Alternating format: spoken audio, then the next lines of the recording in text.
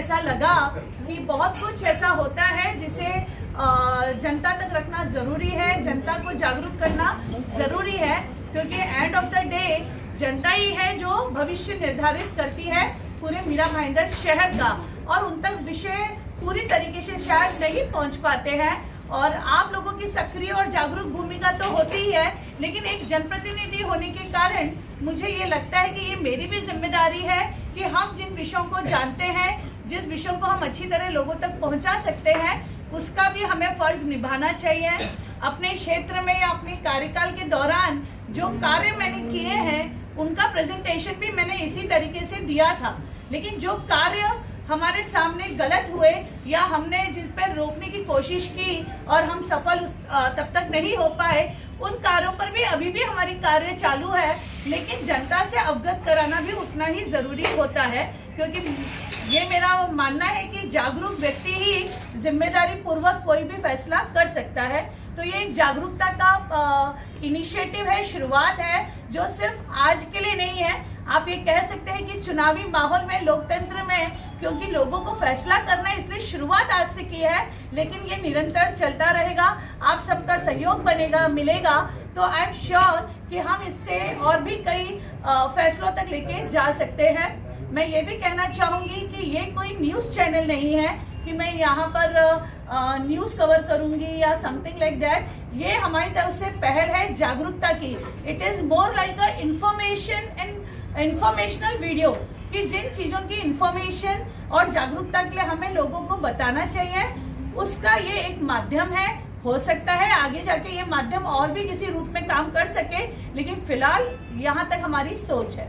Thank you. ये आपको 7 साल बाद क्यों याद आया कि ये सब भ्रष्टाचार हो? उस भ्रष्टाचार में तो आप भी शामिल है, नगर सेवक हो, आपने 1-2 मुद्दों के ऊपर विरोध किया, बाकी तो सभी जगह पे आप बहुत से जिस विषय पे आप मोदक हो, अनुमोदक हो, और बहुत अच्छे संबंध है आपके, और आप भ्रष्टाचारी नेता कैसे हो गए? जरा इस पे स्पष्टीकरण करिए और नाम बताइए कौन है, आप भी हवा में गोलियां मत चलाइए। जहां तक मैं समझती हूँ, पहले आपके 3 सवाल हो गए, राइट? तो सबसे पहले कि मैं जब 5 साल इस कार्यकाल में जनता ने मुझे मौका दिया, तब आप देख सकते हैं कि जहां तक रेस्टोरेंट एंड बार का सवाल है, मेरे प्रभाग का है, पूरी तरीके से बुलंदी से आवाज भी उठाई, महानगर पालिका से लेकर मंत्रालय तक पत्र व्यवहार कर अल्टीमेटली वो सब्जेक्ट एम तक पहुंचा, लेकिन अभी भी वो सब्जेक्ट अधूरा है, अभी भी उस पर त्वरित कार्रवाई नहीं हुई है, या उस जगह को जनता के हित में कोई और सुविधा में परिवर्तित नहीं किया गया, इसलिए ये विषय आज भी जिंदा है। दूसरी बात, मैं और सवाल का जवाब देती हूँ। दूसरी बात कि जैसे कि आपने कहा कि दूसरा विषय अगर हम मार्केट का बोलते हैं कि उसमें भी मैं एक नगर सेविका की भूमिका निभा रही थी। तो बीओटी सिस्टम का जब ये प्रस्ताव पास किया गया, ये 2017 दिसंबर में पास किया गया, राइट? आज भी आप सोचिए कि उसी प्रभाग में महापौर भी थी, उप महापौर भी थे, जिन्हें मुझे नहीं पता वो क्यों खामोश थे, लेकिन सच बोलने वाले से सवाल किया जाता है। जो खामोश है, जो हर चीज पर पर्दा डाल के बैठे हैं, उनसे सवाल नहीं किया जाता। तो मैं आपका अभिनंदन करती हूँ कि मुझ पे सवाल खड़े हुए, क्योंकि मैं सच बोल रही हूँ और जो मैं हमेशा करूंगी। लेकिन उस वक्त जब बीओटी सिस्टम का ये प्रस्ताव लाया गया था, तब तक उतनी डिटेलिंग नहीं थी, उस प्रस्ताव में उतनी डिटेलिंग नहीं थी। तो हम सब यही सोच रहे थे कि बहुत अच्छी पहल है कि एक मार्केट बन रहा है मीरा भाईंदर के सभी क्षेत्र में, और उसका मतलब जो उद्देश्य था कि नागरिकों के लिए रास्ता फ्री हो, जो कि वाकई में समस्या है, और फेरी वालों को भी न्यायपूर्ण जगह मिले, तो उस उद्देश्य से किया गया था। लेकिन जब पता चला कि हर क्षेत्र में जब वो प्रक्रिया पास हो गई, तब हमने बकायदा एज ए नगर सेवक निवेदन भी किया था कि हम अपने मार्केट को अपनी नगर सेवक निधि से बनाना चाहते हैं, और तब कहा गया कि ये प्रस्ताव पूरे मीरा भाईंदर क्षेत्र का है, सिर्फ आपके प्रभाग या आपके प्रभाग का नहीं है, तो वो संभव नहीं होगा, ये पूरे क्षेत्र का है, तो it is not acceptable. In short मैं ये कहना चाहूंगी कि किसी भी क्षेत्र का, किसी भी संगठन संस्था का या किसी भी महानगर पालिका में जब सर्वोच्च नेता ही भ्रष्ट होता है, तब पूरा सिस्टम पंगु होता है। इस बात को आपको स्वीकारना पड़ेगा। नीला जी मेरा सवाल ये है, नाम का किया और 7 साल बाद आपको क्यों लग रहा है? नीला जी एक ही बार पे आपकी नजर क्यों है? पर्स के बाजू में बार बंद भी जाता है, चालू भी हो जाता है, हाईवे को दिक्कत है, हॉलिडे कैफे पे आपने कोई आवाज क्यों नहीं उठाई? Which holiday cafe you are talking मुझे आपको about? पता भी नहीं है मैम, आपको पता होना अच्छा, चाहिए okay, हमारे holiday शहर cafe. में Let me collector line complete, पे let me बार बंद भी complete. जाता है और यूज भी हो जाता है। अच्छा, लेट मी कंप्लीट। ये तो अभी शुरुआत है, अभी तक मैं 2 एपिसोड लाई हूँ और आपके सामने आई हूँ, तो आपको नहीं पता है कि और भी कितने आएंगे। तो there will be number of subject जो आएंगे। दूसरी बात, अभी जो उनका शायद सवाल अधूरा रह गया कि ये अभी सिर्फ शुरुआत है, तो ये क्यों नहीं हुआ मत बोलिए, क्योंकि बहुत कुछ होगा जो आपको भी नहीं पता होगा। बीइंग अ पत्रकार, आप लोगों को भी बीओटी के पीछे का कैलकुलेशन नहीं आया, सिर्फ हम रास्ते और फेरी वालों तक रहे, लेकिन बीओटी के कैलकुलेशन में किसी का ध्यान नहीं गया। तीसरी बात, आप जो पूछ रहे कि नेता, लेट मी क्लियर, आप सभी पत्रकार बंधु हैं या सभी लोग ये नाम जानते हैं? सभी लोग जब श्रेय देते हैं कि सत्ता किसकी, आमदार किसका, बहुमत किसका, महापौर किसका, उप महापौर किसका, सभापति कौन बना, फलाना कौन बना, तो आप श्रेय एक ही व्यक्ति को देते हैं।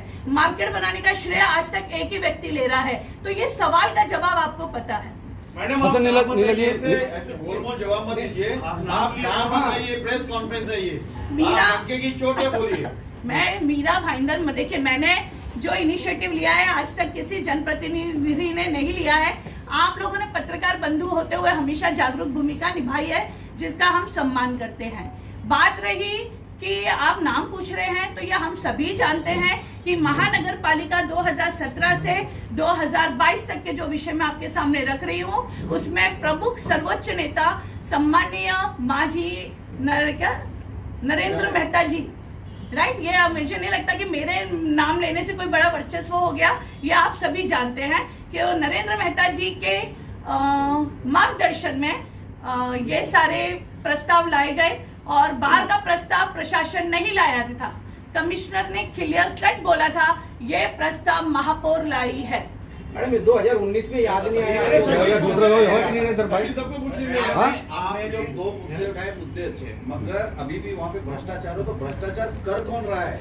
वहाँ अभी भी मैंने नाम लिया आपके सामने। पूरे भ्रष्टाचार में अब नरेंद्र मेहता को कटघरे पे लाना। 2017 से 2022 का श्रेय अगर नरेंद्र मेहता ले रहे हैं इन कामों का, मैं इस वक्त ये 2 बात कर रही हूँ, आप मल्टीपल मत करिए, हर सब्जेक्ट अलग होता आप है। गार्डन का और जो बाजार का बोल रही हैं, वहाँ पे अभी भी महानगर पालिका को आपने क्लीन चिट दिया और उसी एक को बोलते हैं, इसमें मेन भ्रष्टाचारी कौन है? देखिए, हाथ कंगन को आरसी क्या और पढ़े लिखे को फारसी क्या, प्रत्यक्ष को प्रमाण की आवश्यकता नहीं होती है। महानगर पालिका, आप हमेशा जानते हैं कि प्रशासन से ऊपर शासन होता है।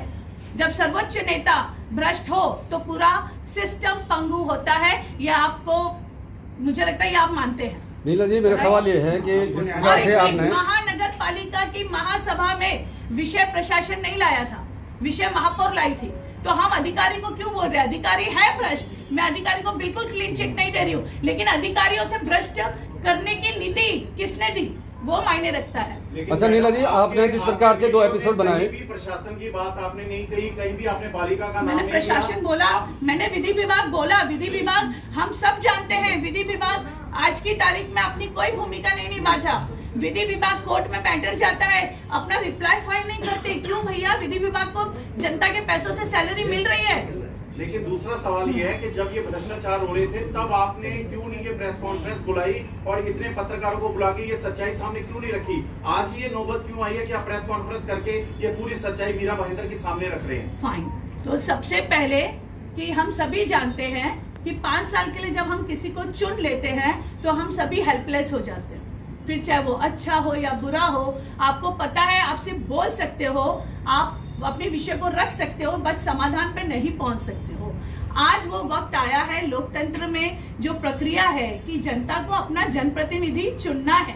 अगर आज मैं खामोश होती तो मुझे लगता कि मैं गलत हूँ, क्योंकि आज शायद बदलाव में 1% ही सही मैं बदलाव ला सकती हूँ। आप सब आज 1% ही सही बदलाव ला सकते हो, क्योंकि आज वो पल आया है जहां आप लोगों को चुनना होगा, तब जानकारी होना जरूरी है। बट उस वक्त अगर मैं कुछ भी बोलती तो वो सिर्फ एक बातें होती, बातें और बोलते हैं सिर्फ माहौल होता, लेकिन उससे कोई आप निष्कर्ष पे नहीं पहुंचते।